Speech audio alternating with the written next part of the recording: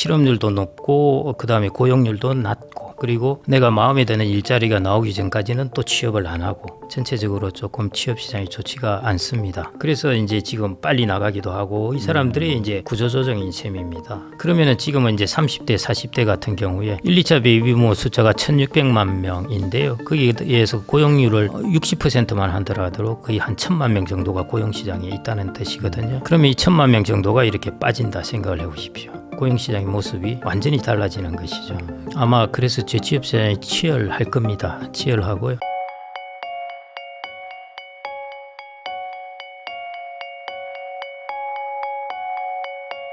김경록 박사님하고 이야기 나누고 있는데요. 그럼 방금 말씀해 주신 게 그래도 우리는 뭐 수출 통해서 기업이 돈을 벌고 그걸 가지고 뭐 내수도 좀 키우고 하는 식의 어떤 성장을 말씀을 해주셨는데 그게 지금 잘 작동하지 않을 것 같다는 걱정을 지금 하고 있는 거잖아요. 그렇습니다. 뭐 계속 외국으로 나가고 예. 기업들도 거기다가 지금 있는 그 약간 고소득을 받는 대기업 다니는 분들도 지금 요즘에 그 공채를 안 뽑고 다 그냥 이제 수시 채용으로 바뀌면서 청년들은 취업을 못 하는데 차장님, 뭐 부장님, 뭐 이런 분들은 또 이제 막 그 정년퇴직이 아니라 뭐 이제 명예퇴직하고 막 구조조정하고 뭐 이러고 있다는 얘기가 나오잖아요. 그러니까 이제 이게 기업이 성장을 해도 결국에 이제 국민들한테 이제 돈을 버는 걸로는 또 이렇게 이어지지 않는 게 아닌가 이런 걱정도 좀 들거든요. 예. 그는 이제 뭐 수년간 그렇게 진행되었고요. 앞으로도 이제 그렇게 진행되게 될 겁니다. 그렇게 될 거고요. 그래서 이제 우리나라가 장기 저성장이라는 길을 걸어갈 때 새롭게 맞이하는 환경이라는 것이고요. 그다음에 이제 고용 시장을 보면은 이제 방금 이제 신규 채용하고 경력직 이런 말씀을 하셨는데요. 고용 시장을 연령별로 보면 좀 재밌는 특징이 이제 나타납니다. 우리가 보통 청년 고용 시장이라면 15세에서 29세이다 보니까요. 이제 25세에서 29세를 또 따로 떼어서 보기도 합니다. 떼어서 보는데요. 청년의 시장의 실업률은 지금 한 7.5% 정도 됩니다. 고용률도 한 40% 정도이죠. 보통 고용률이 70%가 보통 넘으니까 이 시장은 이제 고용률이 낮다는 것입니다. 그다음에 이제 고용 시장이 좋은 것이 이제 30대는 고용 시장이 좋습니다. 특히 여성들의 고용 시장도 좋은 편이고요. 40대까지도 괜찮습니다. 근데 50대 가면은 이제 좀 흔들리기 시작하는 것이죠. 방금 말씀하신 그 부분이고요. 그다음에 60대는 이제 완전히 비정규직인 재취업 시장에 이제 고용 시장이 형성되게 됩니다. 그래서 그런 연령별로 전체 우리나라의 고용 시장의 특징이 아니라요. 연령별로 지금 이제 그러한 모습이 나타나고 있다는 것이고요. 20대 같은 경우에는 이제 그런 부분이 문제가 되는 것이 아시다시피 직장을 탐색하는 데 시간이 걸리는 것이고 그다음에 요즘에 이전에는 저희들 때 그리고 저희들 뒤만 하더라도 다 이제 대기업에서 신규 채용을 했습니다. 신입 채용이죠. 와서 데리고 와서 가르쳤어요. 그러다 보니까 대학교 졸업하면 바로 취업을 하죠. 그런데 요즘은 경력직을 채용을 하다 보니까요. 저는 참 이런 부분에서 좀 그렇기도 하는데 이제 청년들이 자기가 어디 중소기업이나 이런 데를 다니면서 자기가 경력을 만들어야 되는 것입니다. 그럼 중소기업이 그 친구들을 트레이닝 시켜주는 것이죠. 그러고 나면 이제 대기업에서 경력직으로 뽑아가겠다는 것인데요. 물론 이제 대기업에 들어가고 싶은 사람이 많으니까 이제 이런 일이 일어나는데 여튼 최근에 이런 이제 흐름이 너무 이쪽으로 갔다고 생각되어서인지 얼마 전에 이제 뉴스를 보니까 대기업들이 조금 신규 채용도 하겠다 이런 이야기를 했던 것 같습니다. 그래서 우리나라의 청년들을 위해서라면은 저는 대기업들이 조금 신규 채용을 해가지고 청년들을 대기업이 자기 내에서 트레이닝을 좀 시키는 것 조금 코스트는 들 수가 있습니다. 그렇지만은 그렇게 트레이닝을 시킨 젊은 청년들이 나중에 우리나라에 이제 성장을 가져올 것이기 때문에요. 이 친구들이 1년 뭐 다른 거 한다고 돌아다니는 것보다 1년 더 그 안에서 트레이닝을 일찍 받는 것이 훨씬 인적 자본 축적에 좋은 것이거든요. 그래서 그런 방향으로 저는 좀 바뀌었으면 하는 그런 생각을 조금은 가지고 있습니다. 여하튼 그 시장의 특징 때문에 그래서 20대 같은 경우에는 이제 남성의 고용률이 낮죠. 여성이 높고 남성은 군에 갔다고 하다 보니까요. 취업 연령이 거의 30세로 밀려나 버립니다. 그게 그래서 이제 청년 이 고용 시장이 지금 이런 상황입니다. 실업률도 높고 그다음에 고용률도 낮고 그다음에 이제 일자리를 찾아서 자꾸 움직여가는 것이죠. 그리고 내가 마음에 드는 일자리가 나오기 전까지는 또 취업을 안 하고 이런 상황이 발생하다 보니까요. 전체적으로 조금 취업 시장이 좋지가 않습니다. 이 현상은 뭐 앞으로 지속될 것 같고요. 다른 뭐 노동시장이 바뀐다든지 뭐 이러지 않은 한은 지속될 거고 노동시장이 하루아침에 절대 안 바뀌니까요. 대신에 이제 하여튼 우리나라 30대 경력직들의 움직임 시장은 고용시장이 환경이 좋습니다. 40대도 괜찮고요. 왜냐하면은 이제 베이비 부모들이 막 나가기 시작하는데 사람이 모자라요. 네. 한 10년 지나면은 위에 있는 사람들 다 나갈 겁니다. 그러면은 여기 있는 사람들이 이제 승진하고 올라가는 데 있어서 앞에 장벽이 없는 것이죠. 그래서 그 시장은 지금 30대, 40대는 뭐 앞으로 여전히 괜찮지 않을까 그렇게 보고 지금 있습니다. 약간 관리자 직군에 들어가 있는 정도의 분들은 괜찮을 수도 있는데 그 경력을 가지고 있는 것이죠. 약간. 자기의 전문성을 좀 딱 확보를 해놓은 사람들은 네. 이제 괜찮다는 것이죠. 근데 이제 신입들은 되게 지금 힘든 예, 상황이고. 맞습니다. 그러면은 아까 말씀해주신 것처럼 한 20년 정도 일하고 거의 뭐 이제 직업이 뭐 불안정해지는 약간 이런 느낌인 거잖아요. 지금 30에 취업해서 한 50 넘어가기 시작하면은 뭐 회사를 예, 나가기도 예. 하고, 그럼 막 비정규직으로 가기도 하고 막 이렇게 말씀해주신 것 같은데, 그럼 이런 상황에서 어쨌든 노후를 또 대비까지 해야 된다면 한 20년, 한 25년 요 벌 때 최대한 뭐 뭔가를 해놔야 되는 거잖아요. 20년은 이제 보시지 말고요. 그렇게 삶을 짧게 계획하시면 안 되고요. 내가 주된 직장에 있는 것이 나의 일하는 것에 전부 다 생각하시면 안 되는 거고요. 이제 주된 직장에서 나와서 또 내가 또 다른 재취업 시장이라든지 은퇴라고 생각하지 말라. 이런 데서 한 10년, 15년을 내가 일한다 이렇게 생각을 하고 자기의 전문성을 키워놔야 됩니다. 재취업 시장에서 가장 중요한 요소가 일반적인 일이 아니고요. 자기의 어떤 전문적인 특성을 갖고 있는 사람들이 재취업 시장에서 가장 유리합니다. 그런 면에서 이제 그런 걸 60살, 55세 이런 거에 한정되시지 말고 지금 한 30대, 한 나이가 한 40세 이 정도 같으면 정년도 그 연령대 같으면 한 65세로 늦춰질 겁니다. 그래서 주된 직장에서 있는 시간도 지금보다 한 5년은 길어지게 될 거고요. 거기다 실질적으로 이제 자기가 일할 수 있는 기간도 더 길어지기 때문에 지금 50대들의 상황을 우리한테도 이어지겠지 그렇게 생각하시지 말고 몸도 건강히 해놓으시고 나의 전문성에 많이 투자를 하셔가지고요. 그러면은 일하는 기간이 아마 지금보다는 훨씬 좀 더 길어지게 될 겁니다. 아마 한 10년은 길어지지 않을까 하는데요. 그래서 좀 지금 현재의 선배들의 경로가 아닌 앞으로 우리나라 인구 구조 변화 에서 일어날 경로를 보셔야 될 것 같고요. 그러면 지금 선배 세대들은 왜 이렇게 되느냐 하는데요. 제가 이것은 한 10년, 15년 전부터도 제가 인구 구조를 쭉 보니까 이 베이비 부모들은 앞으로 직장에서 잘라도 사람들이 계속 올라오겠구나 하는 생각이 들었습니다. 왜냐하면 베이비 부모들이 그때 취업할 때 대기업이 우리나라 대기업들이 확 확장을 할 때였어요. 네. 그때 대우도 글로벌 세계 경영한다 그러고요. 모든 대기업들이 확장을 할 때라서 그때 사람들을 많이 뽑았습니다. 그 사람들이 이제 성장의 정체에서 윗부분에 있는 것이죠. 그래서 이 사람들은 너무 많아요, 숫자가. 그래서 이제 지금 빨리 나가기도 하고 이 사람들이 이제 구조조정인 셈입니다. 그래서 이 구조조정이 이제 일단락되고 나면은 그거는 이제 시간이 해결해 줄 문제이고요. 한 10년 정도만 지나도 상당 부분 이제 나가게 됩니다. 그러고 나면은 이제 2차 베이비 부모까지 나가게 되는 것이죠. 네. 그러면은 지금은 이제 30대, 40대 같은 경우에 1, 2차 베이비 부모 숫자가 1,600만 명인데요. 거기에 의해서 고용률을 60%만 하더라도 거의 한 1,000만 명 정도가 고용 시장에 있다는 뜻이거든요. 그러면 이 1,000만 명 정도가 이렇게 빠진다 생각을 해 보십시오. 고용시장의 모습이 완전히 달라지는 것이죠.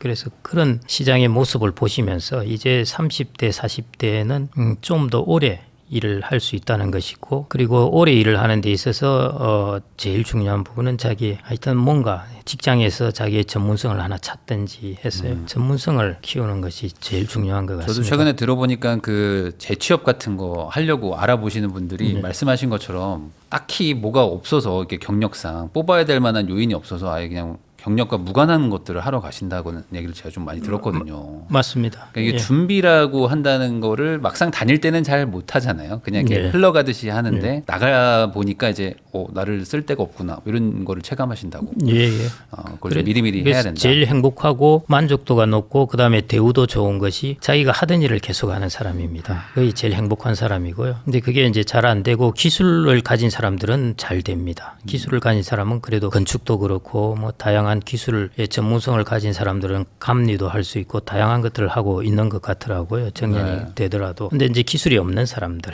이제 소위 말해 전문성이 없는 사람들은 제 주변에 보면은 그 전문성을 이제 획득을 합니다. 그 획득을 하는 방법이 이제 자격증인 것이죠. 그래서 제2의 전문성을 획득해서 이제 나가는 방법.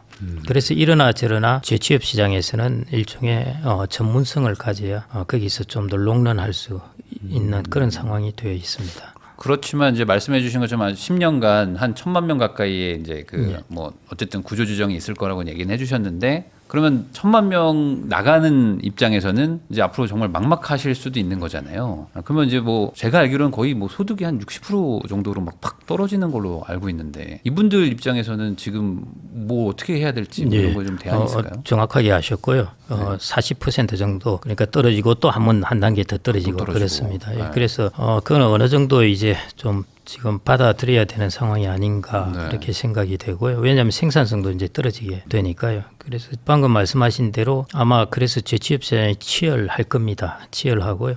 그래서 정부가 이제 이 재취업 시장에서 인프라를 만들어줘야 되는 것이고, 그래서 한국은행이 이제 얼마 전에 냈던 보고서가 2차 베이비 부모의 은퇴에 관한 보고서입니다. 거기에 따르면은 1차 베이비 부모들이 대략 아마 20% 정도 대학 진학을 했고요. 2차 베이비 부모들이 대략 한 40% 정도 대학 진학률입니다. 그리고 지금 IT도 잘 활용하고요. 그래서 지금 이 2차 베이비 부모들의 노동력을 어떻게 활용을 해야 하는가. 이게 정부 입장에서 이 부분은 좀 시리어스하게 고민을 해서 그 시장을 만들어줘야 된다. 이렇게 좀 이제 보고 있고 정부도 이제 그 방향으로 생각하는 것 같습니다. 그래서 개인이 각계로 나가는 것뿐만 아니라 국가가 해야 될 중요한 일 중에 하나가 국가의 성장에도 좋은 부분이니까요. 이런 부분에 이제 일자리를 만들어주는 것이고, 저는 이제 조금 이제 낙관적으로 보는 것이 지금 60대도 고용률이 50에서 60% 정도 됩니다. 높은 편이거든요. 60에서 65세 사이 정도에서. 네.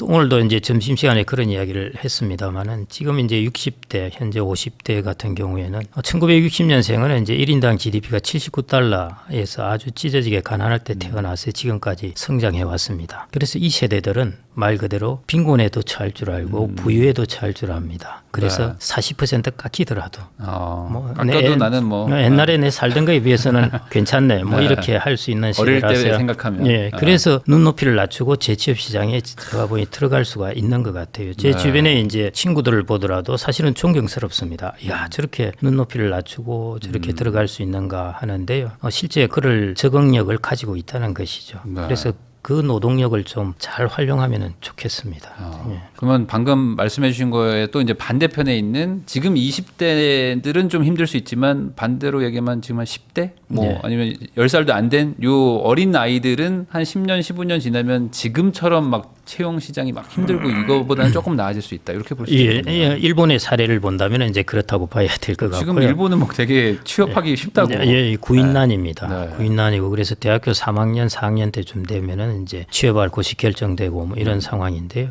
그게 저희들이 취업할 때 상황하고 거의 비슷한 네. 그런 상황인 것 같습니다. 그래서 우리나라도 아마 AI가 어떻게 진행될까 하는 부분이 변수로 있긴 합니다만은 그럼에도 불구하고 지금 10대나 이런 사람들의 이제 취업 시장 훨씬 나아질 것 같습니다. 그런데 이제 이거는 국가가 어떻게 하느냐에 따라 달려 있긴 한데요. 국가가 할 수 있는 것 중에 제일 중요한 것이 사실은 좋은 일자리를 만들 수 있게끔 유도하는 것입니다. 우리나라는 대기업은 있는데요. 아주 큰 대기업이 있고 그 다음에는 요만한 기업이 이렇게 극단으로 있는 것이죠. 그 중간에 좀 괜찮은 대기업들이 꽤 좀 자리를 잡고 있어야 사람들이 이 큰 글로벌 기업이죠. 세계에 나가서도 다 이름을 들을 수 있는 이런 기업 이외에도 내가 들어가면은 충분히 만족스럽게 지낼 수 있을 만한 그런 기업들이 좀 있어야 되는데요. 우리나라는 그런 것들이 좀 비어 있고 그다음에 이제 중소기업 이렇게 돼 있다 보니까 이게 이제 젊은 사람들의 경쟁을 치열하게 만드는 것입니다. 이 구조가 결국 교육 시장까지 연결되지 않는가 그렇게 이제 보고 있는데요. 이 산업 구조는 이미 만들어진 것이라서 참 이것을 바꾸기도 어려울 것 같습니다. 그래서 이런 요인들 때문에 우리가 좋은 대기업들이 뭐 예를 들어 카카오라든지 네이버 같은 거 이런 거 새로 생겨난 것이지 않습니까? 이런 기업들이 이제 앞으로도 많이 생겨나줘야 쿠팡 같은 경우도 이렇게 하면서 우리가 재벌 기업 이외에 이제 기업들이 좀 많이 나와줘야 되는데 한번 이렇게 반짝 우리가 2000년대 벤처 쓰면서 한번 반짝 나오고 지금은 이제 별로 나오지 않는 것입니다.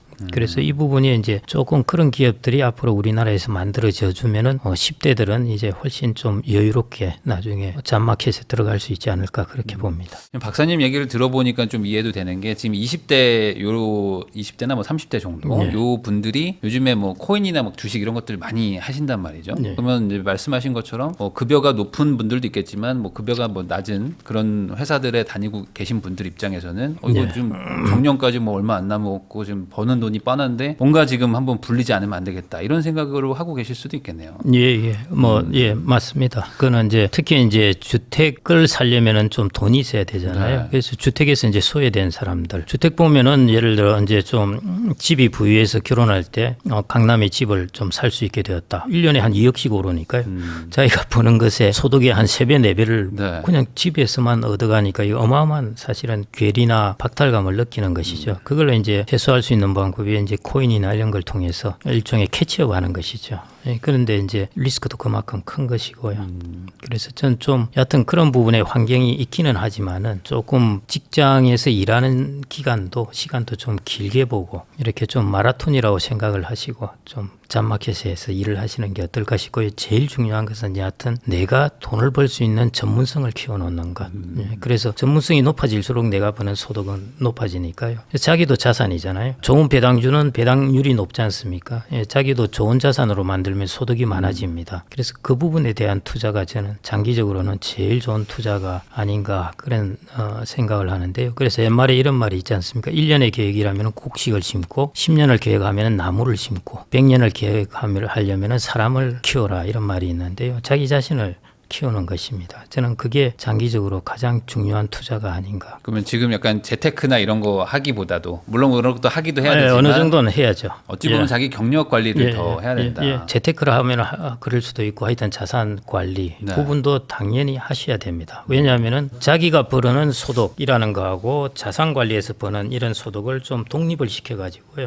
예를 들어 이런 거죠. 나는 이제 국내에서 내가 일을 하면서 소득을 번다. 그러면은 우리나라의 경제라는 조건에 이렇게 조건 지어집니다. 뭐 여하튼 내가 어쩌든 간에 우리나라 경제나 우리나라 기업의 방향에 따라 네. 조건 지어지는데요. 내 자산까지 여기다 갖다 놓으면은 똑같이 그게 콜릴레이션 같아져 버리는 것이죠. 그럴 경우 내 자산은 다른 나라에 갖다 놓는 것이죠. 다른 나라의 기업에 지분을 사고 하면은 이게 독립적으로 움직일 수 있게 됩니다. 그래서 자산 관리를 이렇게 효율적 혹은 현명하게 하는 것은 아주 중요한 부분이라고 생각됩니다.